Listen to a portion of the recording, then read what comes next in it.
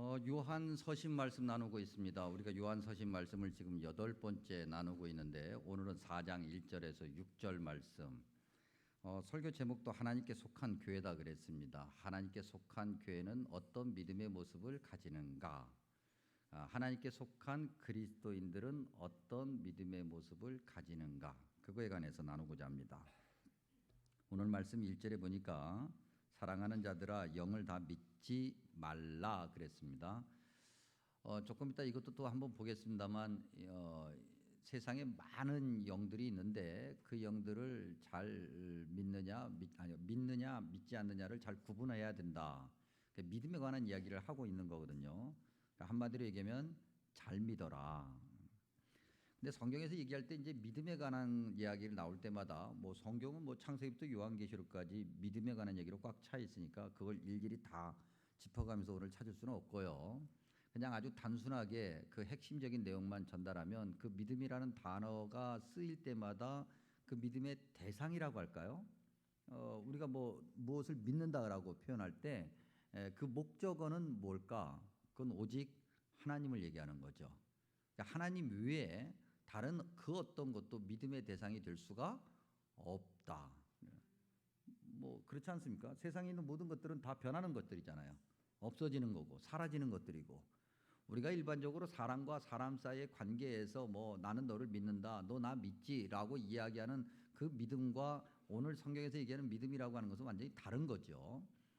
일반적으로 우리가 생각하는 그런 어떤 믿음, 절대자에 대한 신뢰, 그건 오직 하나님께만 쓰인다.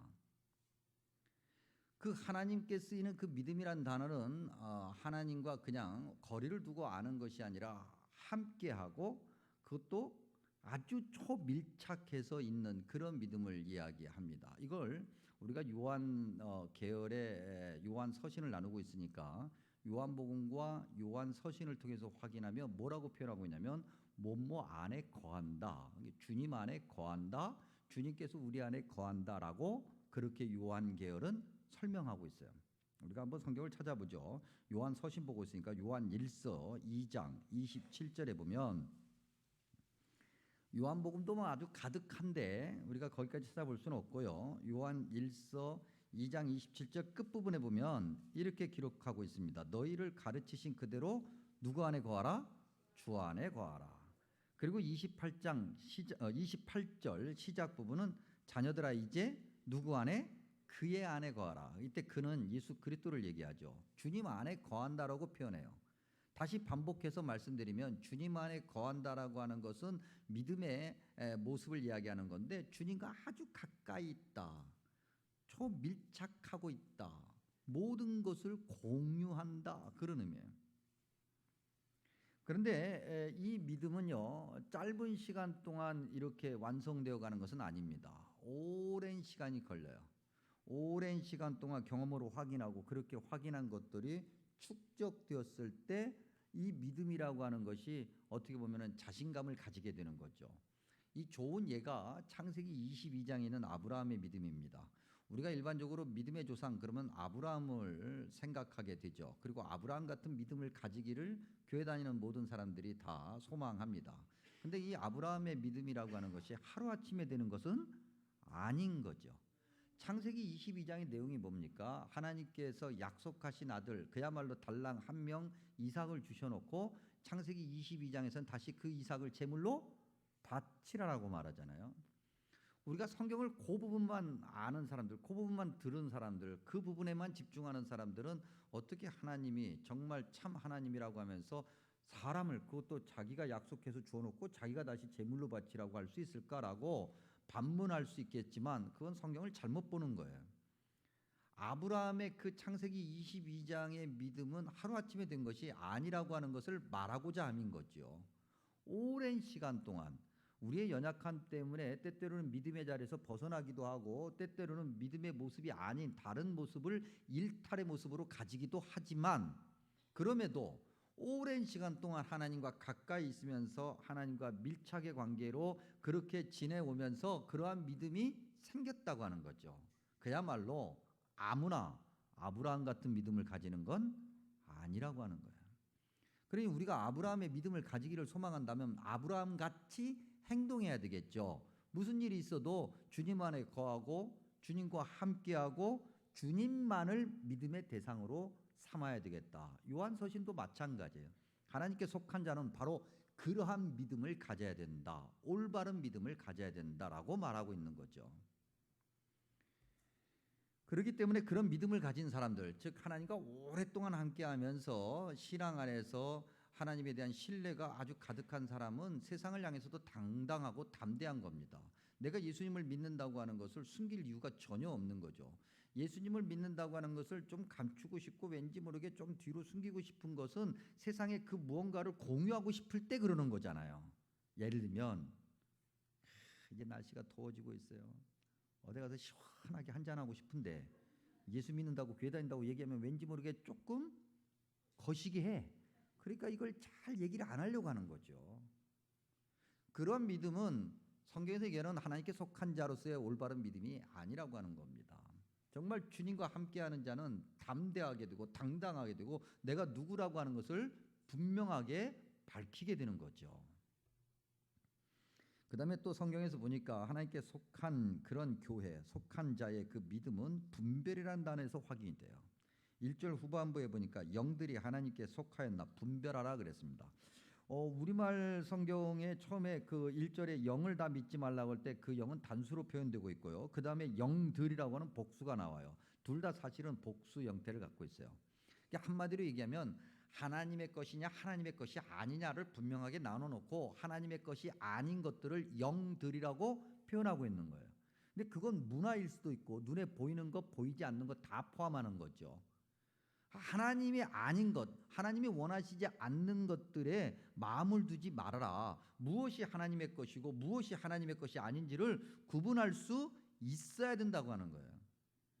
요한서신 공동체 그 상황 속에서 보면요, 하나님의 것이 아닌 것들을 자꾸 거기에 관심을 갖고 거기에 신뢰를 두는, 그것을 자꾸 믿고 따르려고 하는 사람들의 특징, 그 특징이 뭐냐면 우리가 2절을 한번 볼까요? 2절 중간부부터 보면 예수 그리스도께서 육체로 오신 것을 시인하는 영마다 하나님께 속한 것인데 3절에 뒤집어서 예수를 시인하지 아니하는 영마다 하나님께 속한 것이 아니라 그랬어요. 그러니까 하나님께 속하지 않은 그 어떤 것들은 예수님이 누구냐라고 하는 것을 바르게 알지 못한다고 하는 거죠. 안다라고 얘기하지만 왜곡하는 거예요. 변질하는 거예요. 이걸 이제 신학적으로 기독론 또는 그리스도론이라고 얘기하거든요. 예수님이 누군지를 잘 몰라요. 또 예수님이 누군지를 안다 할지라도 자기식대로 아는 거죠. 자기가 생각하는, 자기 어떤 믿음의 정당성을 위해서 예수님조차도 변형하는 그러한 믿음, 잘못된 영들을 상대하는 것이고 그 잘못된 영들이라고 하는 것을 분별할 수 있는 능력이 우리에게 있어야 되겠다. 6절 마지막 부분 한번 볼까요? 진리의 영과 미혹의 영을 이로써 안다 그랬어요. 진리의 영, 그건 참됨을 얘기하죠. 미혹의 영은 거짓을 얘기하는 거예요. 참과 거짓을 분별할 수 있어야 되겠다. 자, 이제 우리가 조금 더 확인해 보죠. 1절 후반부에 보니까 거짓 선지자가 많이 나왔다 그랬습니다. 이 거짓 선지자라고 하는 단어를 요한 서신이 쓰고 있어요. 이 거짓 선지자라고 하는 단어, 그러면 반대로 참 선지자가 있지 않겠어요? 거짓 선지자와 참 선지자를 구별하는 것에 관해서는 신명기에 기록되어 있어요. 그래서 신명기 13장에 의하면 거짓 선지자에 대해서 이야기하고 있고요. 18장에 의하면 참 선지자에 대해서 이야기하고 있습니다. 근데 신명기 18장, 이건 레이몬드 브라운이라고 하는 주석학자가 이 부분을 설명하면서 언급한 내용인데 매우 옳은 이야기예요. 이 신명기 18장 22절에 보면은 어떤 말씀이 있냐면 증언과 성취함이라는 표현이 있습니다. 증언과 성취함을 바꿔 얘기하면 참된 선지자의 행동의 결과로 알게 된다는 거죠. 참이냐 거짓이냐라고 하는 것을 우리가 그 순간 구별하지 못한다 할지라도 결과를 보면 알 수 있다라고 하는 거예요. 근데 그 결과라고 하는 것, 즉 거짓 선지자가 만들어내는, 거짓이 만들어내는 결과는 뭘까? 요한서신과 관련해서 이야기하면 우리가 디도서를 언급해 볼 수 있어요.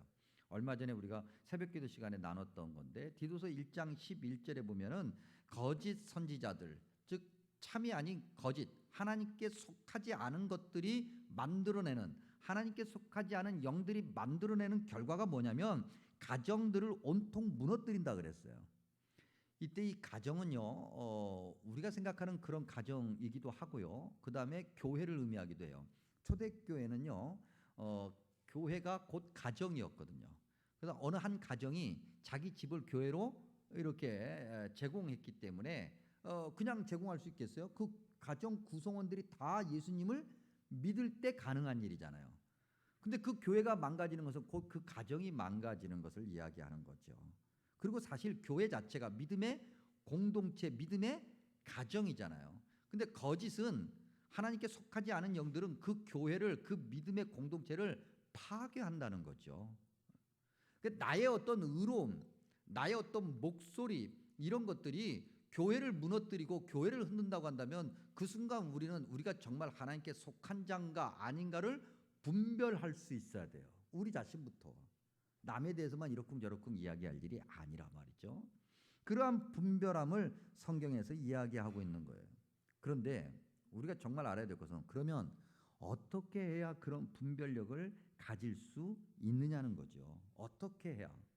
여러분, 어떻게 해야 그런 영적인 분별력, 무엇이 참인지 무엇이 거짓인지, 심지어는 나조차도 정말 참에 서 있는지 거짓에 서 있는지, 그러한 영들, 하나님께 속하지 않은 영들을 어떻게 해야 분별할 수 있겠습니까? 뭘 어떻게 해야 분별할 수 있겠어요? 분별력, 그 능력을 어떻게 해야 가질 수 있겠느냐는 거죠. 답이 뭐예요? 매일 똑같은 얘기예요. 똑같은 얘기예요. 성경 봐야 돼요. 기도해야 돼요. 예배 드려야 돼요. 그렇게 안 하면 절대 돼요? 안 돼요? 안 돼요, 여러분. 이런 말씀 나올 때마다 우리는 똑같은 얘기를 계속 해야 돼요.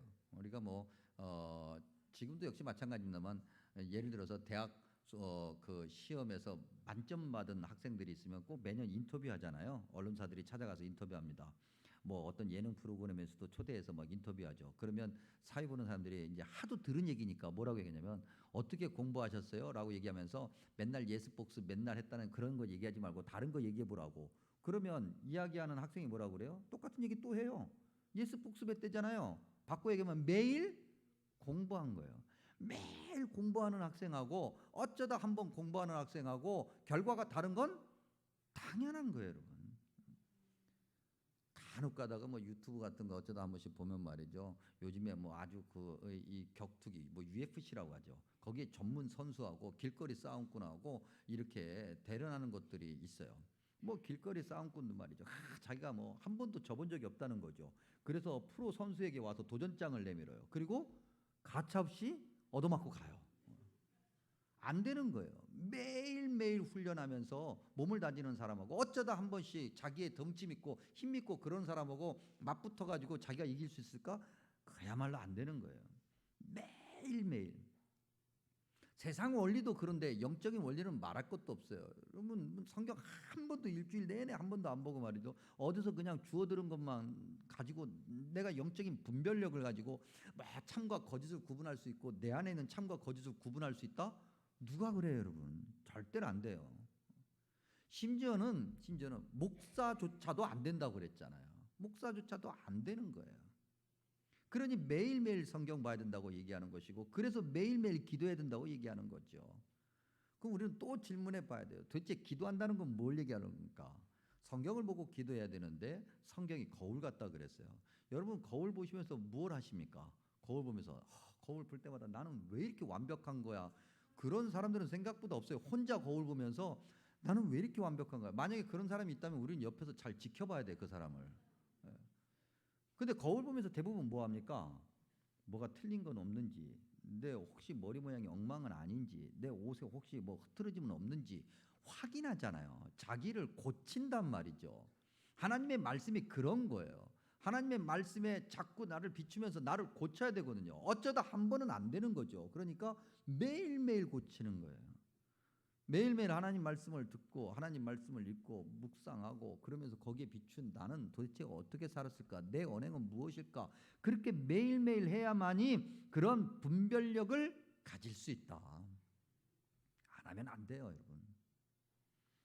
올바른 믿음을 가져야 되고 영적 분별력이 있어서 참과 거짓을 구분할 수 있는 하나님의 교회, 하나님께 속한 교회, 하나님께 속한 그리스도인들이 가져야 되는 세 번째 모습은 종말론적인 믿음이에요.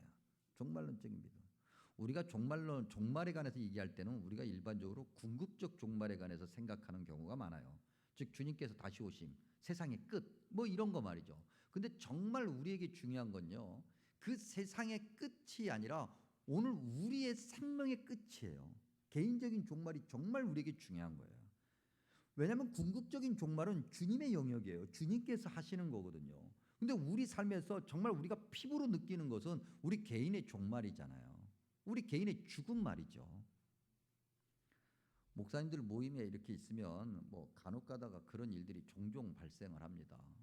얼마 전에도 목사님들이 이렇게 모여서 있는데 곧바로 전화가 왔어요. 그러니까 목사님 한 분이 아유 죄송합니다 하고서는 뛰쳐나가시는 거예요.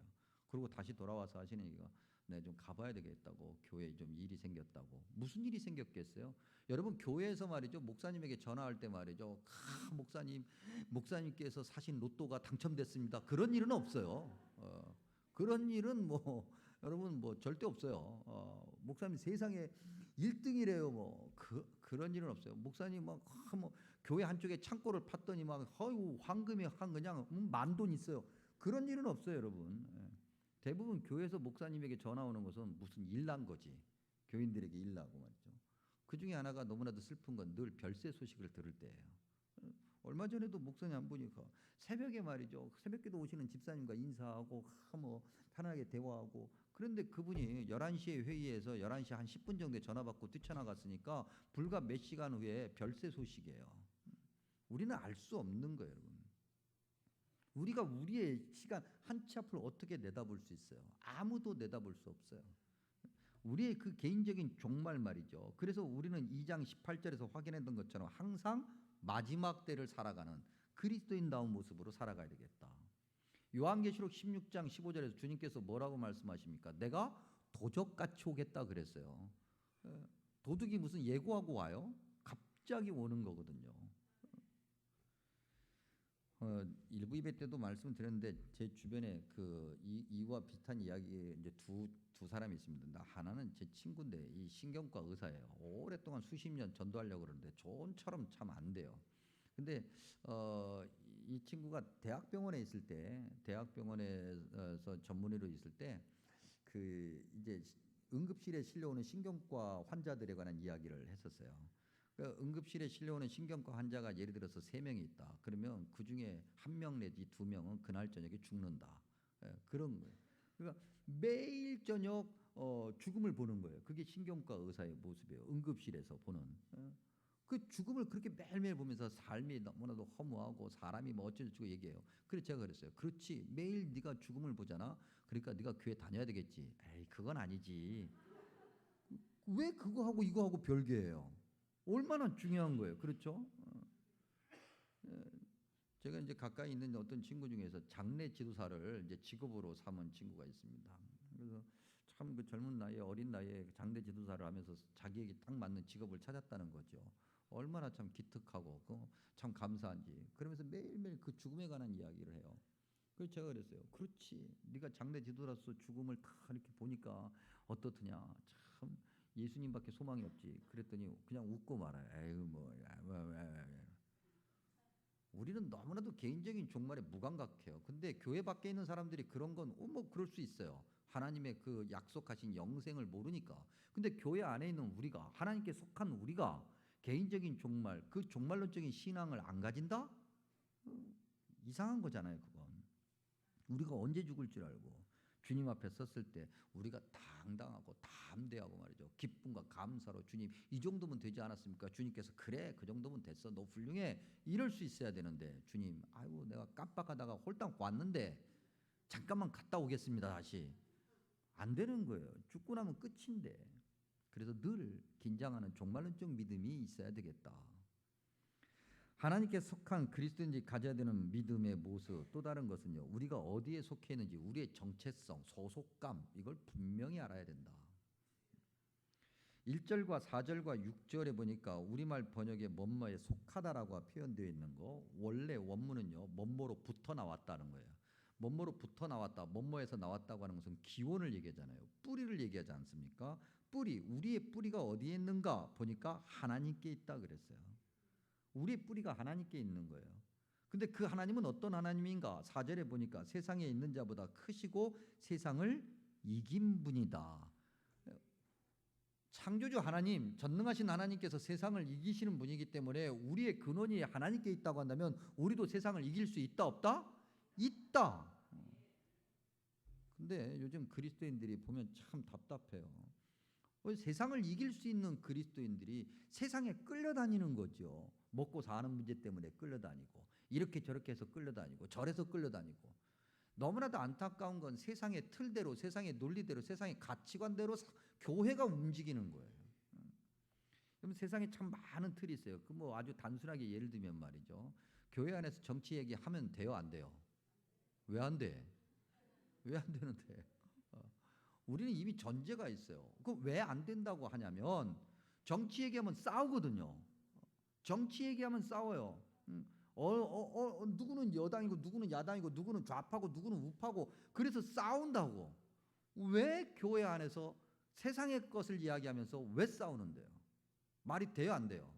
안 되는 건데 우리는 현실적으로 그것이 현실에서 일어나고 있으니까 교회 안에서 정치 얘기하면 안 된다고 이야기하는 거예요. 세상의 틀이란 말이죠. 세상이 이야기하는 좌파, 우파라고 하는 것은 세상이 만들어 놓은 틀이에요. 세상이 만들어 놓은 틀을 가지고 교회로 그대로 갖고 들어와요. 오히려 세상의 틀이 교회 안에 들어와서 수정돼야 되고 심지어는 무너지고 폐기돼야 되는데 그렇지 않고 그대로 살아 있어서 그 틀을 가지고 성경을 보고 그 틀을 가지고 신앙의 모범을 만들어요. 하나님이 만들어 주신 것이 아니라 내가 만든 거고 세상이 나에게 준 틀로 내가 보고 만든 거니까 결국 세상이 만든 틀이라고요. 성경 안에는 여도 있고 야도 있고 좌도 있고 우도 있고 모든 것이 다 있어서 하나님의 말씀의 그 틀로 세상이 바뀌어야 되고 세상이 움직여야 되는데 세상의 논리대로 교회가 움직이고 있어요. 목사님들도 예외 아니에요. 목사님들도. 그래서 목사님들끼리 앉아가지고 정치 얘기하면 싸워. 그 이해가 안 가요. 목사님들끼리 왜 싸우는데? 뭐 이래서. 그래서 뭐 서로가 막 얘기해서 그러면은 허점이 잡히면 말이죠. 다 하나님께서 알아서 하실 거래.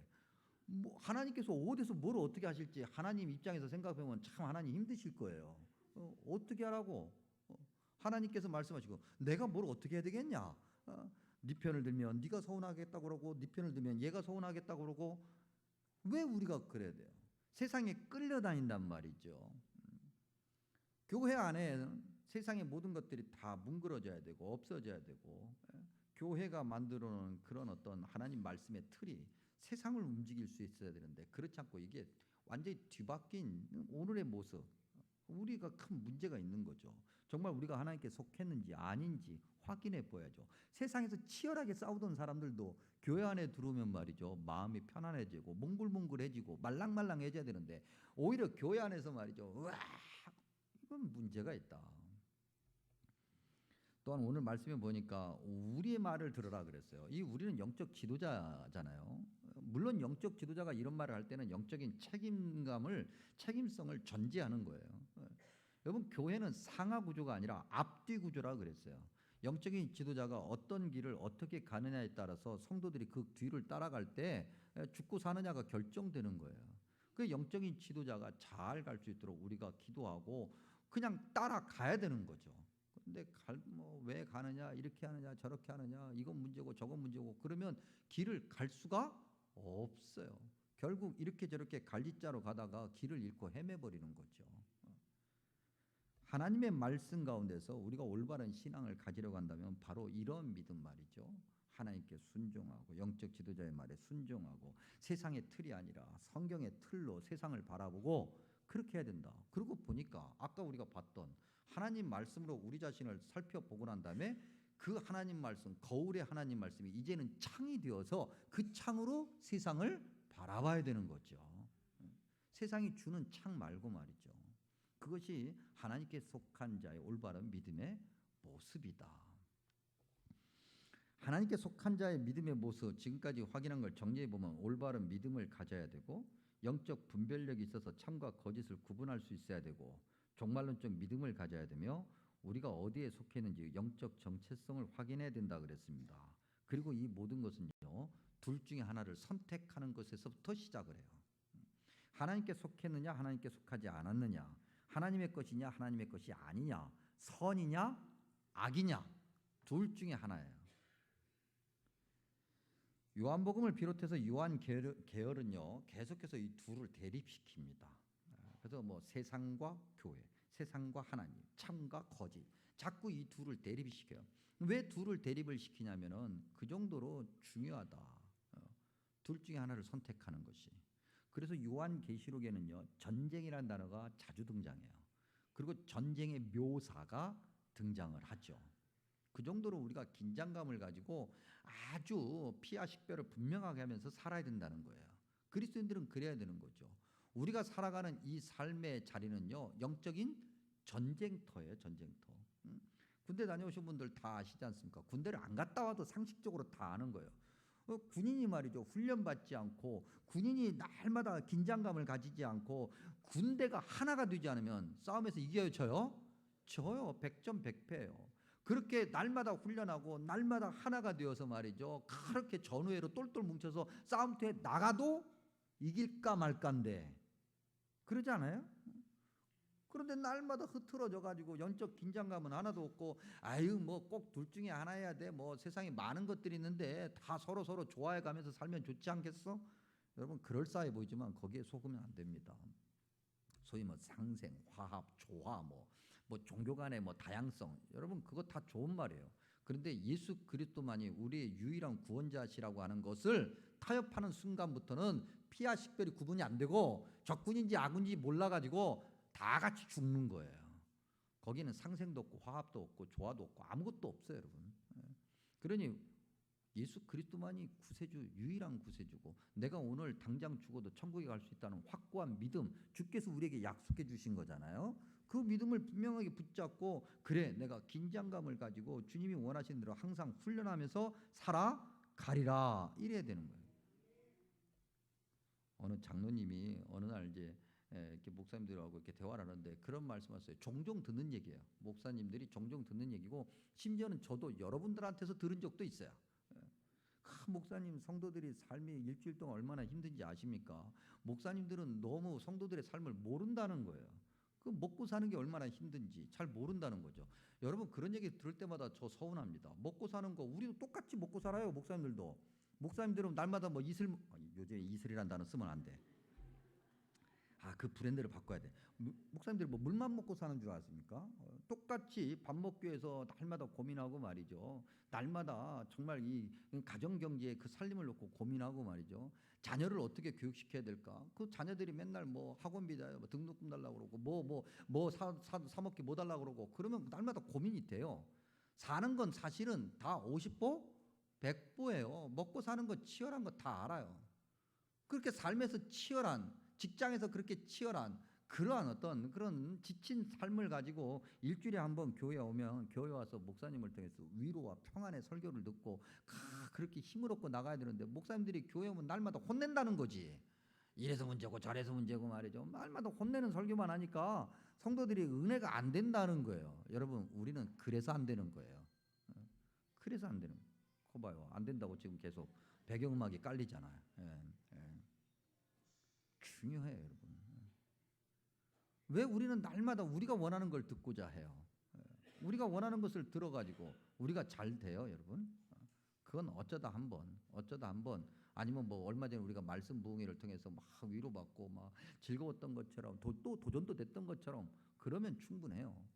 근데 날마다 그래 힘들지, 그럼 알지, 대충 해, 그 정도면 됐어. 그래서 망하는 거예요. 그래서 영적으로 안 되는 거예요. 여러분, 자녀가 공부할 때 말이죠. 힘들지. 야, 하루에 공부는 30분이면 충분하지. 세상에 1시간씩 공부하는 애가 어디니? 쉬어. 놀면서 해. 괜찮아. 그런 부모 있어요, 없어요? 없어요, 여러분. 어쩌다 있는 것은 자녀가 밤새고 스스로 공부하려고 할 때 걱정돼서 하는 거예요. 그건 가장 이상적인 거예요. 없다고요, 여러분. 심지어는 목사도 마찬가지예요. 목사가 봤을 때 교회에서 말이죠, 저러다가 저 병나지, 저러다가 걱정돼요. 그러니까 이제 그만하셔도 된다고, 교회 그만 오시라고. 최근에 우리 교회 공사가 길어졌잖아요. 이 공사하면서 수고하신 우리 집사님들이 계세요. 집사님들이 날마다 여기 제가 그랬어요. 그 집사님들 한 분 한 분한테 이거 그만 오라고 교회에 그렇게 자꾸 오시면 직장은 어떻게 하려고 그러냐고. 목사도 그런 얘기해요. 목사한테 그런 얘기를 좀 들어야지 말이죠. 일주일에 교회 그렇게 한 번도 안 와가지고 쓰겠냐고 이런 얘기 들어서 쓰겠어요, 여러분? 그래요, 안 그래요? 대답이 없어 이런 거. 왜 우리가 교회도 위로도 없고 우리가 듣기 좋아하는 이야기, 하나님의 말씀을 우리가 들을 때 우리가 듣기 좋아하는 이야기를 듣는 것이 아니라 하나님이 원하시는 말씀을 우리는 듣는 거지요. 그리고 도전을 받는 거예요. 그래. 여러분 요즘 군대에 대해서 자꾸 어른들이 이야기하지 않습니까? 뭐 요즘 군대 다녀오신 요즘 청년들한테는 좀 서운한 얘기일지 모르겠지만 말이죠. 뭐 그래서는 안 된다는 거죠. 군대 가가지고 말이죠. 아 그래 너 힘들지. 그러니까 이것도 하고 그래 저것도 하고 그래 네가 알아서 다 해라. 어떻게 전쟁을 치르냐고요. 군대 가면은 자기가 하고 싶어도 하고 싶은 거 못 하고 마음대로 뭘 해도 못 하는 거지요. 그러면서 거기에 통제도 알고 규율도 알고 어떤 길이 정말 살 길인지를 그걸 몸으로 체득하게 되는 거잖아요. 하나님 말씀도 마찬가지가 말이죠. 둘 중에 하나를 선택하려면 그 정도로 영적인 긴장감과 훈련을 받아야 되고 그 훈련이라는 것은 자기가 하고 싶은 것을 하는 것이 아니라 하기 싫어도 하는 거예요. 올바른 믿음을 가져야 된다 그랬습니다. 그건 하나님과 늘 동행하는 것을 이야기하는 거죠. 영적 분별력은 하루아침에 되는 것이 아니라고 그랬습니다. 날마다 말씀 보고 날마다 기도하고 예배 자리 와야만이 되는 것이에요. 종말론적인 믿음이라고 하는 것도 마찬가지죠. 긴장감이잖아요. 우리가 언제 죽을지 모르니 늘 주님을 만날 준비를 하며 그야말로 애쓰고 몸부림을 쳐야 돼요. 우리가 어디에 속해 있는지, 우리의 기원이 어딘지, 뿌리가 어딘지, 우리의 영적 정체성을 제대로 확인해야 되겠고, 그 다음에 적군과 아군을 분명하게 구별하면서 날마다 영적 전쟁을 치르는, 그래서 영적 전쟁에서 승리하는 자가 되어야만이 그러한 자가 하나님께 속한 자고, 그러한 교회가 하나님께 속한 교회고 하나님이 칭찬하시는 교회다. 이 귀한 말씀 잘 듣고 주님이 원하시는 대로 승리하며 사는 그러한 주님의 백성 저와 여러분 되시기를 축복합니다. 기도합니다. 좋으신 아버지 하나님 감사하고 감사합니다. 세상살이가 아무리 힘들고 나를 지치게 해도 주님 은혜 안에서 주님 말씀 안에서 다시 한번 힘을 얻습니다. 주님 세상 바라보지 않고 주님 바라보게 해 주옵소서. 아무리 힘들어도 주님과 동행하게 하시고 그렇게 우리와 함께 하시는 주님의 손을 붙잡고 살아가는 인생 되게 하여 주옵소서. 그 인생 복되게 해 주옵소서. 그 인생 행복하게 해 주옵소서. 강건케 하여 주옵소서. 예수님의 이름으로 간절히 기도하옵나이다. 아멘.